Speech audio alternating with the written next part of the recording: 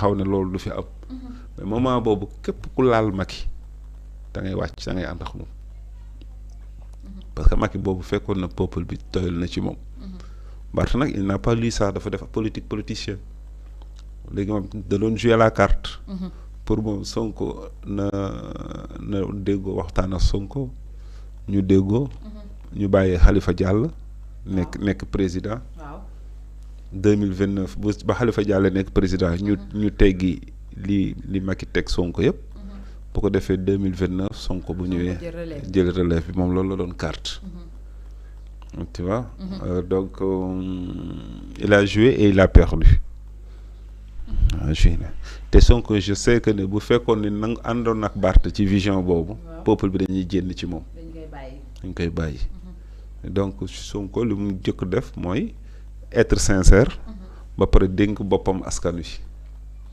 va jusqu'au bout des objectifs ànd ak sincérité peuple bi ànd ak moom parce que peuple bi lenn moo leen lañ soxla woon un homme politique un leader bu sincère ci Ousmane Sonko loolu lañ gisoon ci moom donc Barth moment boobu la commencé man laa gis ni di gën a garaaw nag mooy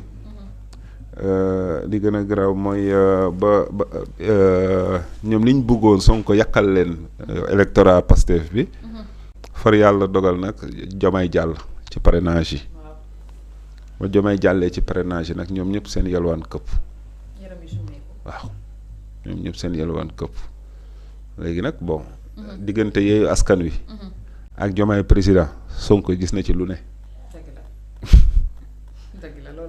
gis na ci lu ne donc à la fin dafa xippi ay bëtam maanaam sincérité bi mu doon demee démb ak nu mu yéene woon boppam yéene leen ko ñoom mu xam ni mbir mi demeetul noonu mu def balaa ngaa laax jaay laax lekk même léegi daal ne mag yi même man bu ma mënul dem si projet bi ñi nga xamante ni parce que Pastef Sonko créé wu ko gars yi dañoo créé Pastef ba pare woo ko ne ko kaay jiite ko. est-ce que Barthélémy Dias gëmoon na Diomaye sax. est-ce que gëmoon na ni Diomaye dina jàll Barthélémy Dias. gëmu ko woon parce que gëmul woon ni déjà que élection yi mën nañ ko gagner en premier tour. parce que laaj naa ko. jour élection bi mu voté. nu ma c'est rare au Sénégal waaye dañ bàyyi ba ngoon waaye itam bu amee ku koy gagné damay ñaan mu nekk sa mujjal Khalifa Babacar Sall. loolu la ma tontu woon. mi ngi noonu léegi nag moom double li mu def mooy. non simplement que influencé na Khalifa Sall. imposé ko vision ba Khalifa Sall cédé. léegi moom suruxaale la Khalifa. ñi Khalifa daa surux na yàgg na. parce que dégg nga ko li coow li bari yëpp. xam nga politique bëggul loolu parce que ci élection législative yi ngay xoolee gis ni ça ne va pas parce que man ba ma gisee coalition ànd sàmm kàddu ma gis Barth ñu ne moo koy jiite je me posais des questions mais Khalifa qu'est-ce qu'il représente maintenant parce que normalement boo jógee ci élection présidentielle nga am fa benn surprise bu doy waar léegi élection législative moom moo la war a ñëw pour sauver la.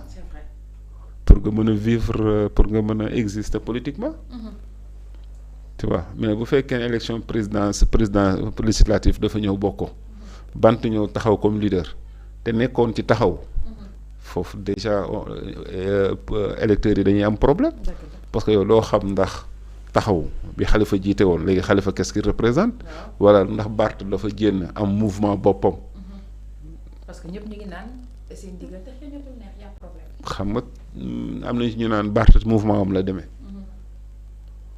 et puis comment se fait-il que yow nga dem ak sa mouvement te yow mu leer ni judiciairement même boo gañe woon élection même boo gañe woon nekk député le lendemain mën nañ la destituer. mais moom nee na moom xamoon na ne sax moom du dem 15e législative bi pare woon na ko bu yàgg. waaw léegi lan moo tax bàyyiwul Khalifa dem comme ça comme moom xamoon na ne de jour au lendemain mën nañ ko teggi lan moo tax bàyyiwul Khalifa dem. bu ko defee sax ñuy gis Khalifa ba tey moom dafa waroon a moom comme situation moom dafa tekkaaral dafa am dañ ko miine moom daa waroon toog rek noppi. bàyyi Khalifa dem ak leader yi ñu demoon présidentielle ñooñu pay sa waat seen bopp xool parce que Anta Babacar. Le cas de Pur. Le cas de Pape Djibril Fall. Le cas de nu mu tuddati kii rallié ak maintenant Déthié Fall.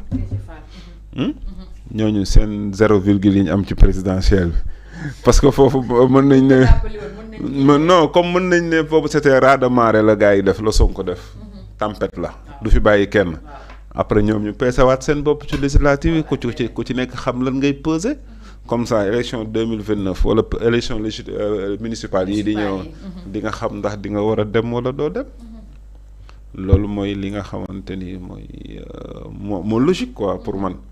Bon léegi Barth je ne comprends pas lan moo tax moom mu fekk ni lan moo tax moom non simplement nga xam na ni gars yi même bu gañee élection même bu demee assemblée le lendemain gars yi mën nañ ko fa dindi de un de deux mairie bi un simple citoyen de Dakar électeur mën na bind préfet ñu destituer ko yooyu yëpp ça fa fragile waaye yow boo xamee loolu yëpp est-ce que Barth xamoon na ni la un citoyen de Dakar simple mënoon na bind préfet ñu wàccee ko est-ce que Barth xamoon na loolu. mais nangu ko de parce que nee na que seul le président de la République Bassirou Diomaye Diakhar Faye moo ko mën a yëlee fi nga xamante ne mooy. xam nga loolu du moom moo ko war a wax juriste yi ñoo ko war a wax. moo ko wax de. juriste yi ñoom ñoo ko war a wax te Ismaïla Madior Fall gis nga ko barki démb. selon l'article L267. yaa ngi dégg wax ji donc foofu daf lay leer ni kon moom. il a tout perdu kon. il a tout perdu léegi nag bon te li tax ma ne la pour man Barth est fini parce que Barth débat xam-xam doo ko ci fekk. d'idée amul. Barth fenn rek nga koy mën a fekk mooy si guerre va-t-en guerre. waaw va-t-en guerre rek la mën a def te va-t-en guerre boobu le peuple soxlaatuñu loolu. yow Mariama comment tu peux imaginer yow ngay dem pour dagaan baatu askan wi mais di yóbbu ay jaasee ak lacrymogène. dañ lay dëkkal foo dëkkul. non lan amu fa yoon. violence amu fa yoon. saaga ndey ñu ne la te nga ne booy Dakar la comprendre nga diw maa ko jàngal ni ñuy tirer fital ni ñuy charger arme. ñoom ñaar nag ay xarit lañ woon te ay doomu ndey lañ woon. non xam nga dafa am benn moment boo xamante ni dañ tolloon ci benn contexte de révolution mooy que ni amoon nañu fi benn président boo xamante ni il violait l'état de droit et la justice léegi bon mu réussir ko ci Khalifa Sall réussir ko ci Karim Wade bëgg a jël Sonko teg ko ci Sonko ne ko du ci dal comprendre nga bon impérativement ñoom bokkoon nañ ñoo xamante ne ñoo yemoon situation parce que boobu Sonko ak Khalifa ñoo yemoon situation te ñoom union bi li ñu waxoon mooy que bon xam nga affaire Adji Sarr bi moo ubbi lépp parce que affaire Adji Sarr bi ci la leader politique yu bëri demee kër Sonko témoigner ko seen solidarité ci injustice bi muy recevoir mais Barth yàgg na ci terrain politique bi quoi xam na politique ni muy demee xam na ni booy bi actuellement c'est le Messi. xam nga yàgg na ko gis nga taxaw na fi meeting daal ne seen bàyyi ngi mooy seen bàyyi est-ce que yaa ngi dégg wax ji ki nga xamante ni ne yow da ngaa taxaw ni mooy sama bàyyi munoo xëy suba nekkatoo sama bàyyi doy na waa de kon est-ce que bàyyi ba dëgg woon bon bàyyi bi daa tey dépense am rek sa bàyyi ngay mooy joxe les dépenses ci kër gi ngay lekk nga xëy suba wala bu xëy joxatu la ndékki nga fasal ko kanam. waaw comprendre nga baay bi daa téye loxoom ne ko ok est-ce que comprendre nga léegi contexte bi ñu nekkoon moo laajoon ñoom ñëpp ñu def benn unité pour xeex ak ki fi nekk. c'est vrai ñoom jaar nañ ñoom Khalifa ak Barth jaar nañ ci suuf. dem wax ak waa ji xam nga waa ji ne la lan mooy seen condition mën a leen ñu ne ko ñun nañ bokk rek. comprendre nga. ñàkk bokk moo bon. xam nga ñàkk bokk pour ñoom moment boobu bu ñu demul jege waa ji tamit waa ji mën na leen bloquer. parce que yaa Barth yàgg na ko wax kenn mënul am raison ci état. waaw l'état même s'il a tort. xam nga waxam la sa rappel mi ngi koy wax bi ñu jàppee Ousmane Sonko. yaa ngi dégg wax ci. léegi nag loolu moom moo ko rattrapé fi mu toll nii. comprendre nga léegi ñoom def nañ acte boobu déjà peuple bi mere woon nañ leen. le fait que ñu bàyyi pacte bi ñu amoon ak Yewwi Askan Wi dem ci dialogue Macky Sall bi xam nga pire que ça Barth jaaraat ci suuf ba di waxtaan ak Macky Sall di waxtaan ak Macky Sall di kii ay accord ak moom. la mu daan wax ci suuf yëpp après daan na ko wax ca kaw. de façon peuple bi te ñu doon bañ ku laal Macky Sall. parce que exemple ñoo suuroon ci moom. ndax dañoo suuroon ci moom quoi. ils n'ont pas lu jéemuñu comprendre société bi fi muy waxee. après qu'est-ce que Barthélemy def génn ba pare bon am ci position boo xam bett na ñëpp quoi.